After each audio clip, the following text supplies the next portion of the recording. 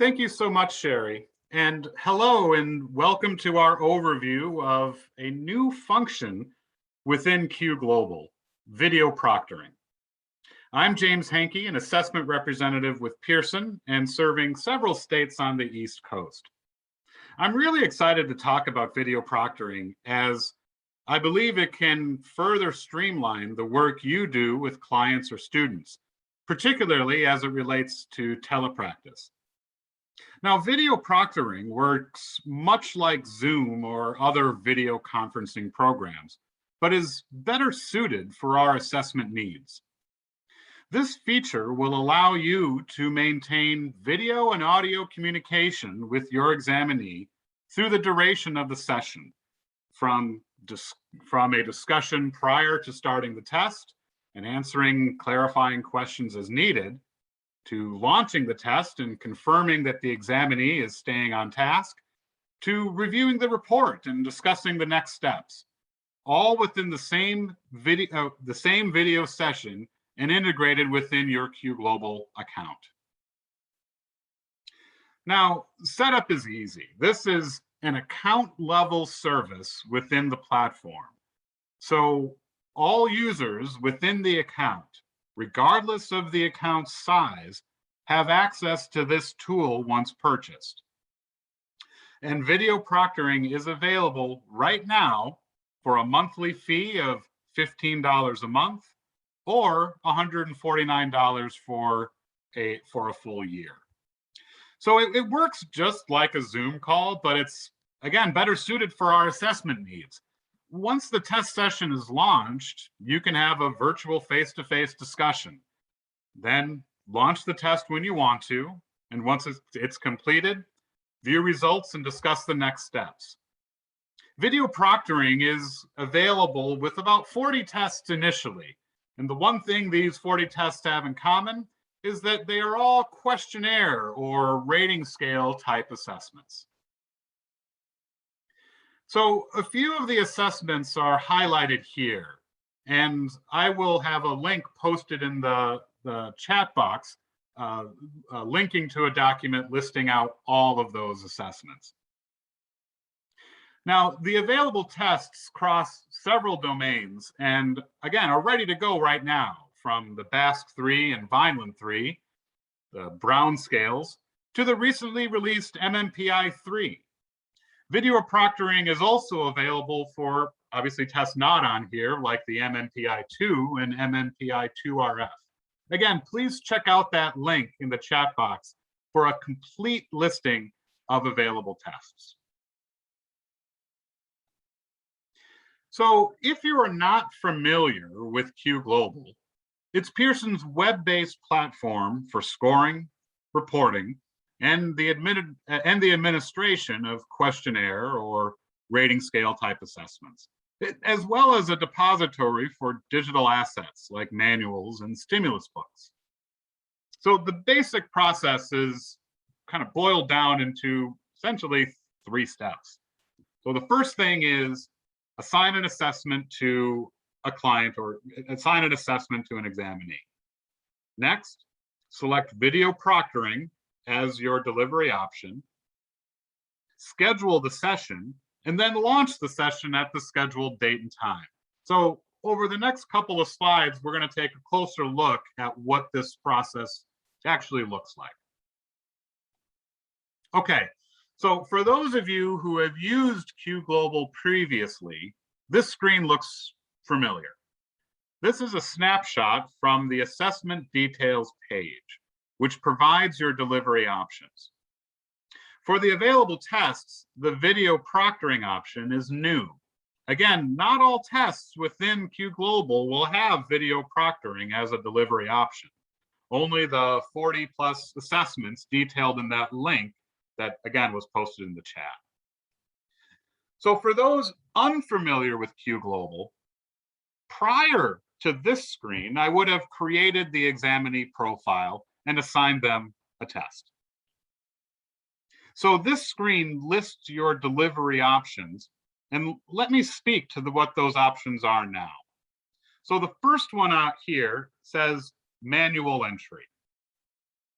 Manual entry is used to, it allows you to enter in the raw scores from the record form. So you plug in the raw scores, save it, and generate a report. So that's, again, unrelated to video proctoring. I want to make sure that we establish the kind of a baseline here for our delivery options. So that the second option says on-screen administration. So on-screen administration lets you launch the test on your computer, then pass the computer to the client to complete the items at your location. So it's digital testing in your office or in your locate, wherever you are. You select this option, click start, and turn the computer over to the other person to take the items at your location. The third one there says remote on-screen administration. So that allows the examinee to complete the test at home on their own schedule. And so the fourth option now is the new one. Once that option is scheduled, there's going to be a little bit of detail that pops up that basically lets you schedule the test. So you'd enter in just a date and time. So, okay, you selected video proctoring, you entered in the date and time. Now, well, the next screen you'll see looks like this.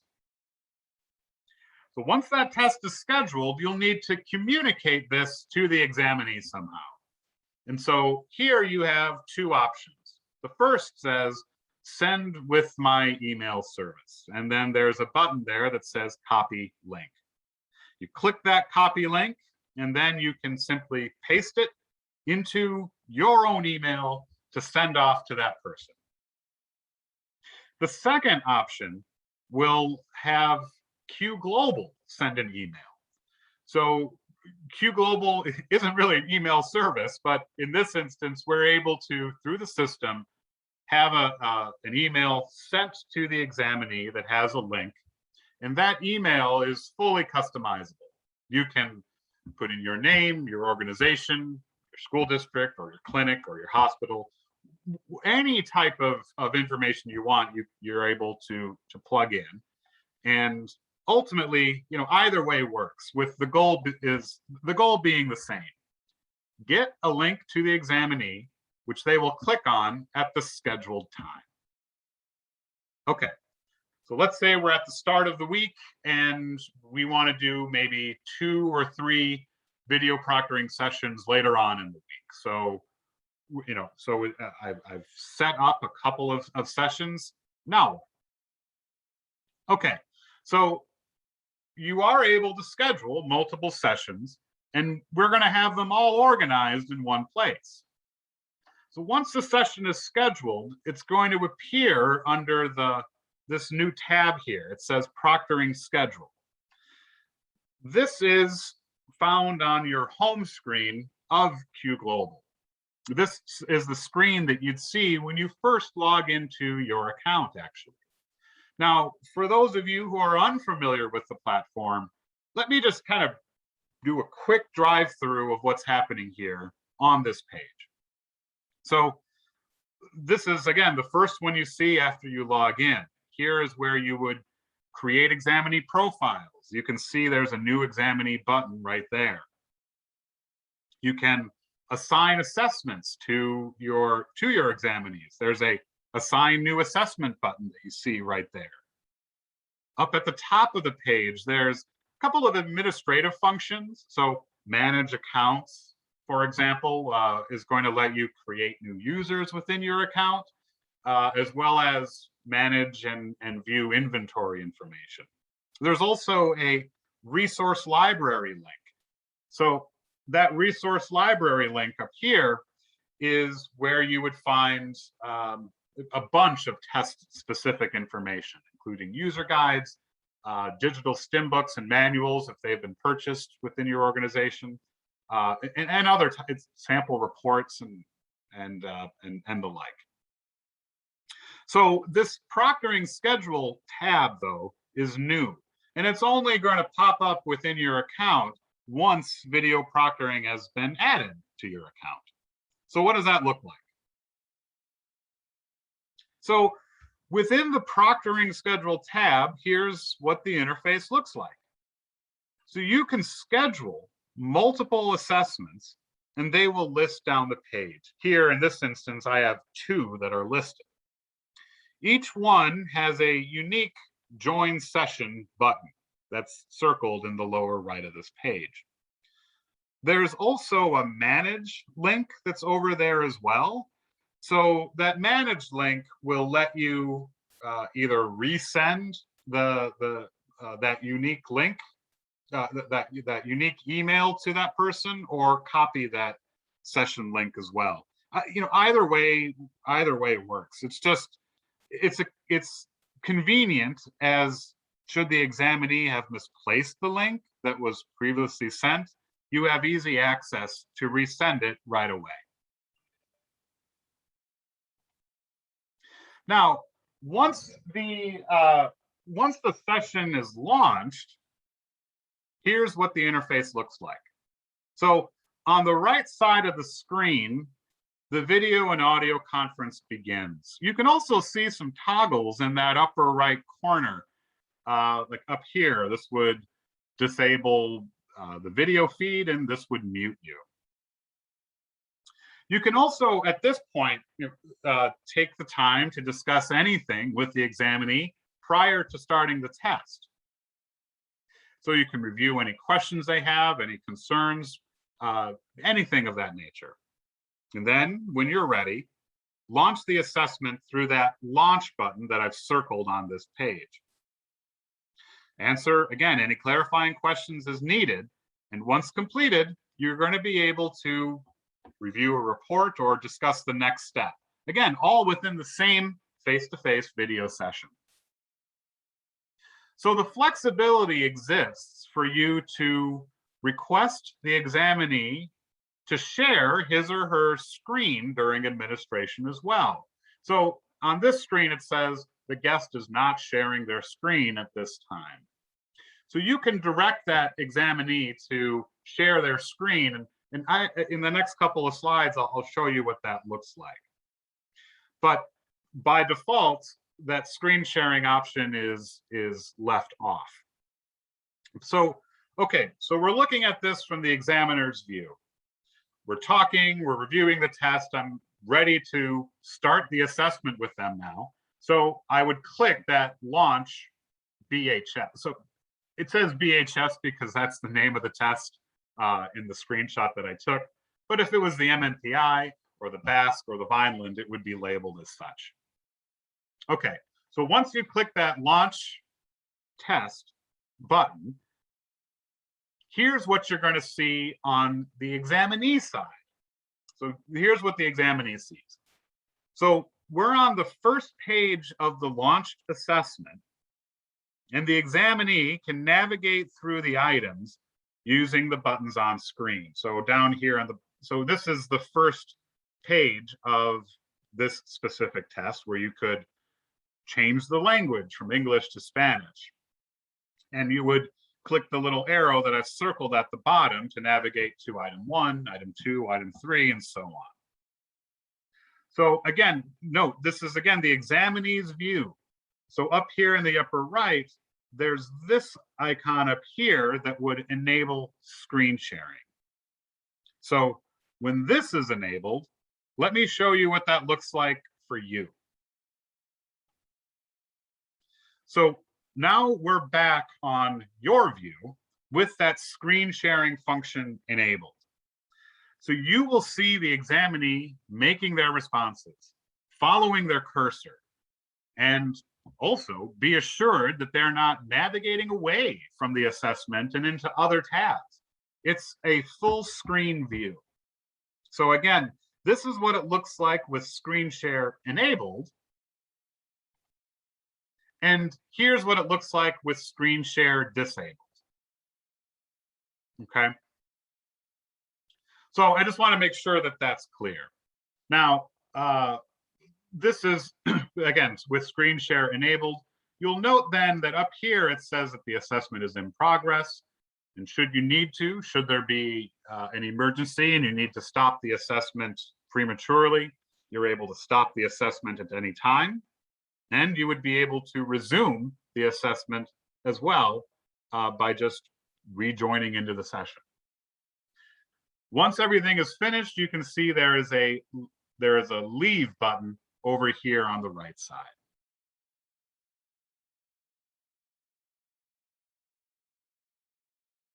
Okay. Now, we're going to post another link into the chat. We're going to do that right now. And what that link is it's going to discuss in detail several considerations prior to administering a test via Telepractice through, for example, like this video proctoring system or software. So first and foremost, use your clinical judgment to determine if the assessment via Telepractice is appropriate for a particular examinee. We also recommend reviewing the research that we've collected over the past, well, now a couple of years surrounding Telepractice. And we've collected a wealth of product-specific information and guidance and considerations that is going to be in the next link that we're going to post into the chat now. So I just want to make sure that you have access to information that's specific to rating questionnaires and rating scale assessments, as well as the broader world of Telepractice. There's a lot of really, really good information in here about ensuring that it's the right tool for your situation. Now, if you have more questions about Telepractice, we definitely want to talk to you about it. And in the last link that we're going to post now, it's going to be a link to find your specific representative. So that link's going to be posted, I think, any moment now. We have representatives serving all states for both customers in the education side, so school districts, for example, as well as on the healthcare side, so private practitioners, clinics, hospitals, universities, and the like. So we definitely want to talk to you if you have specific questions or concerns. We're here to help. Now, from a pricing perspective, I mentioned this a little bit earlier, but we tried to keep this really as simple as we could. So we have two options. So the first is a 30-day subscription. 30 days, it's $15 a month. Remember, this is an account level subscription. So all users on the account, including those in separate sub-accounts, will have access to the service for the same low price. So whether it's one user or 200 or one sub-account or 15 or 20, it doesn't matter. The price is the same. We're able to process these orders fairly quickly. And so if purchased today, typically would be available within your account with either the same day or within a day or two of receipt of that order. So we're able to enable this function very, very quickly. Once it's purchased and added to your account, it's available on day one. There's no assigning or allocating or anything like that. Once purchased, it's on your account and you can use it right away. Now, there's one last thing that I wanted to talk about before we address any of the questions that may have been posted. So we're talking about video proctoring. Now, I also want to talk just briefly about what's coming down the pike. Okay, so next year, we're going to release an enhanced version of video proctoring, which is going to allow you to use digital stim books. So this is going to work for tests like the Wyatt 4, WISC-5, SELF-5, PPVT-5, and others. We're going to conduct another presentation in the new year as the release of Video Proctoring Plus approaches. So currently available, we're focusing on questionnaires and rating scale type assessments, again, within the link that I sent in the chat earlier. And early next year, we're going to be expanding this functionality to include some additional tests. So, I mean, in summary, we're really, really excited about what these new options give to you. It's going to give you more flexibility than before in these, frankly, ever-changing times. I want to thank you for your time and attention today, and I'll now open it up for questions. And if you have any questions, please post them in the Q&A section. So it's at this point, I'm now going to take a look at this in a little bit more detail. So one of the questions that was asked is, will this work for individuals who are using smartphones? Great question. The answer to that is no. So this feature and function works for video, you want that examinee to be on a laptop or desktop computer, ideally. Basically the reason for that is when we're presenting these items, it's kind of optimized for a web interface as rendered on a computer, as opposed to the varying and frankly small screen sizes for mobile devices. So this is going to be viable for, so it's going to be kind of a computer-to-computer setup.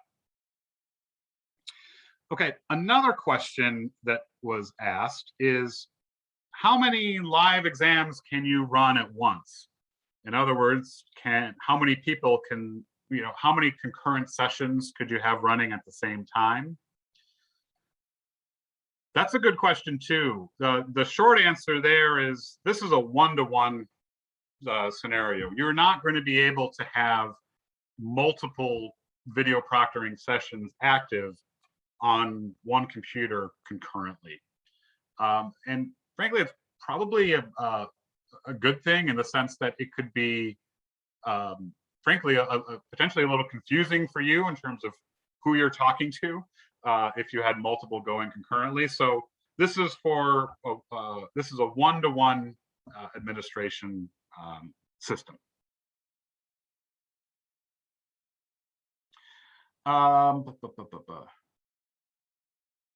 One question is, are there plans to add tests that are not questionnaires, such as the WASI or WACE? And if so, is there an estimated timeline? The short answer to that is Video Proctoring Plus is going to be coming next year. That is designed to allow you to share STEM books through Qglobal, through this platform. So yes, Video Proctoring Plus will accommodate the WISC and the WACE. With the WASI, I believe so. I don't want to get too far over my skis here, but I believe that it will, yes. Another question is, can we tell if the examinee is using multiple monitors? So that's a good question. So if somebody had multiple monitors set up, you wouldn't know if they were referencing another tab, or I mean, that other monitor directly. However, by observing that person through the video feed, you would know where their attention lies. So, a laptop is within a couple of feet of your face. And if you have another monitor, you would see, you as the examiner would see their eyes kind of darting left and right and so on. So there isn't a way within the system to raise a flag, for example, that says, so-and-so it has 2 or 3 monitors. That's not going to be possible, but just through their visual cues, you would have a sense that potentially something is up or they're referencing another device. Another question is this for PC and Mac or just PC? This is not a hardware specific tool, but more software specific. So it's browser based is what I'm ultimately getting at. And so this is, so video proctoring will work for Macs or PCs, no problem. Another question is, what size computer screen will work or is recommended for the practitioner? So for you as the practitioner, I don't think we have specific guidance regarding that, in the sense that, you know, laptops have a fairly standard size in terms of their dimensions, you know, be it 11, 12, or up in terms of its screen size. So no, this is a computer-based program here with the video proctoring. And so we don't have specific recommendations other than to say that, you know, the larger the screen that you're conducting the video conference on, the easier it'll be for you to see that examinee and engage with them.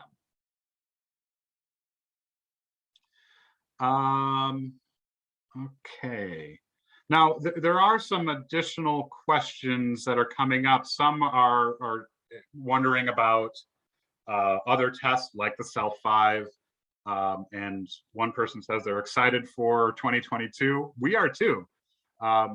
So when it comes to the questions about non-rating scale or questionnaire type tests, like the Self, for example, you know, I'm not ready to speak to that yet because, frankly, Video Proctoring Plus doesn't exist yet. So I personally haven't had a chance to play around with it yet. But look for some additional information about that feature in the next couple of months, probably, you know, January, February, or somewhere along those lines. Okay, it looks like we are at the end of our time. There are some additional questions that have come in, and we will make sure to respond to those in follow-up over the next day or so. And so with that said, I want to thank you again for your time and attention. And I do hope you found this helpful. And we'll see you online down the road. Thanks so much, everybody. Bye-bye.